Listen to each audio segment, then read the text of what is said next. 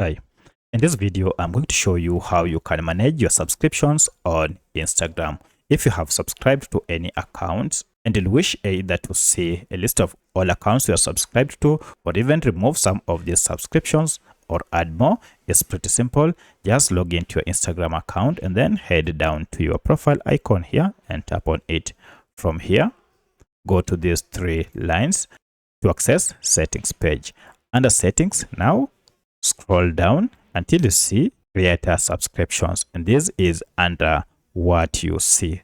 So if you tap on creator subscriptions, here you'll see a list of all the subscriptions or accounts that you are subscribed to, and from here you can manage all your subscriptions.